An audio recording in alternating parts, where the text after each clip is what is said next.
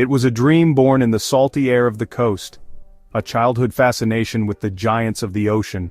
Maris Ellington wasn't just a girl who liked whales.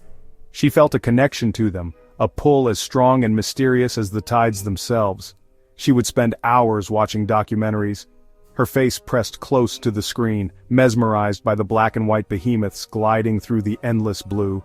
Her bedroom walls were a collage of orcas, their powerful forms leaping from posters, their intelligent eyes seeming to watch over her. For Maris, it wasn't a question of if she would work with them, but when. And that when, that dream, finally came true at the world-renowned Blue Horizon Marine Park. It was everything she had ever wanted, or so it seemed. The park was a world unto itself, a sprawling campus of shimmering pools and grand stadiums, where thousands gathered to witness the magic of human and animal collaboration. For Maris, stepping onto the grounds for the first time as a junior trainer was like stepping into a fairy tale. The sounds, the smells, the sheer scale of it all was intoxicating. Here, the creatures she had only seen on a screen were real, tangible, their breath misting in the cool morning air. She learned their names, their personalities, their individual quirks. The star of Blue Horizon, the king of the kingdom pool, was a magnificent bull orca named Telik. He was immense, a creature of breathtaking power and a complex shadowed history. While other trainers were cautious, Maris felt a unique kinship with him. She saw past the sheer size and the fearsome reputation. She saw a soul. Their bond was forged, not in the grand stadiums during showtime, but in the quiet hours of the early morning. She would talk to him, her voice soft and steady. As he floated near the edge of the pool, his massive head tilted, his intelligent eye fixed on hers. The day was August 18th, 2025, a Monday. The air was thick with the promise of a late summer afternoon, the sun casting a brilliant glare across the turquoise water of the main show pool. The stands were packed, a sea of smiling faces and colorful t-shirts. She stood at the edge of the stage, microphone in hand, her familiar, confident smile beaming out at the crowd. She was in her element, poised and professional, ready to introduce the star of the show, Telik. On the surface, everything at the marine park was idyllic, a carefully curated picture of harmony. But beneath that calm facade, an unseen current was beginning to stir. It was February 24th, 2010, a day that started like any other for senior trainer Maris Ellington, who had built her career on her connection with these creatures. The final event was Dine with Telik, an exclusive experience where guests ate poolside during a private training session.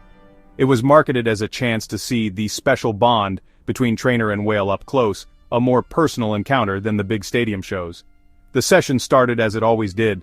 Maris ran Telik through a series of familiar behaviors for the diners, graceful waves with a pectoral fin, complex vocalizations on cue, and gentle splashes. It was a dance they had perfected over years of working together. But tonight, something was off. Telik seemed distracted, his movements sluggish. He was slow to respond to her hand signals, and at one point ignored a cue completely. For a highly trained animal, this was an unsettling break from protocol. Maris, ever the professional, tried not to show her concern. Hoping to reconnect, she moved to a shallow, submerged platform. She lay down, letting the cool water lap around her, talking to Telik in low, soothing tones. He drifted closer, his enormous head emerging inches from her face. She reached out to rub his head, a familiar gesture she had performed thousands of times, an act of trust she believed was unbreakable. In that split second, the trust was shattered. The unseen current became a violent tidal wave. Instead of nuzzling her hand, Telik took her arm in his mouth, his grip firm and unyielding. The performance was over. The Dine with Shamu show was meant to be a magical encounter, but in one impossibly fast motion, Telik grabbed trainer Maris Ellington, pulling her from the ledge and into the cold, deep water, shattering the park's carefully crafted illusion of safety. The initial splash was met with a collective gasp from the diners, quickly followed by nervous laughter. Many assumed it was an unscripted part of the show, not yet comprehending the danger unfolding just feet from their dinner plates. Maris surfaced, her training kicking in. Her face was a mask of controlled calm, but her eyes, wide with pure, unadulterated fear, betrayed the terror she felt. She was a captive in the orca's world, and she knew it. But Telik was with her, his massive body a living wall preventing escape. He was bumping her, nudging her with terrifying force, deliberately guiding her back toward the center of the pool, far from the safety of the edge. Her colleagues on the deck above sprang into action. Their emergency drills became a desperate reality as they slapped the water and threw nets, trying anything to break Tillich's terrifying focus on Maris, their friend.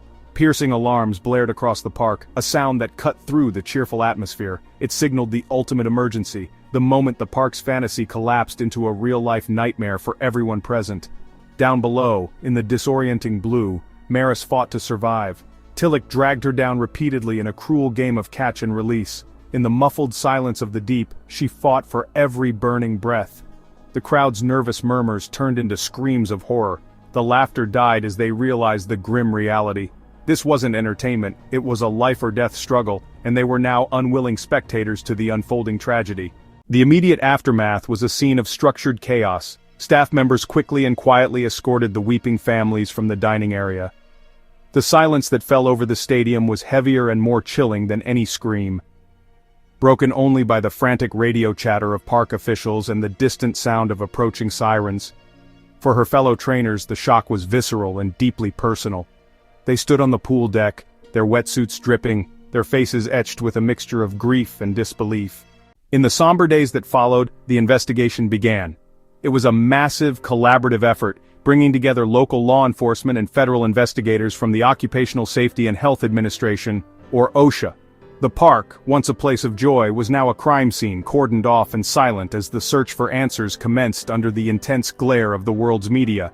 Every detail was meticulously scrutinized. Investigators pored over hours of security footage, re-interviewed shaken witnesses, and cross-referenced their statements.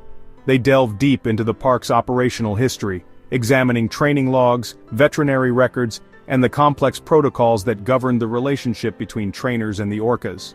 Months later, the findings from the OSHA investigation landed like a bombshell, sending shockwaves throughout the entire marine park industry. The report cited the park for multiple safety violations, highlighting a systemic failure to protect its trainers from the known hazards of working in close contact with powerful predators. It wasn't just a tragic accident, it was deemed preventable. The fallout was immediate and transformative. Faced with legal action and public outcry, the park implemented sweeping changes. New state-of-the-art safety barriers rose from the edges of the pools.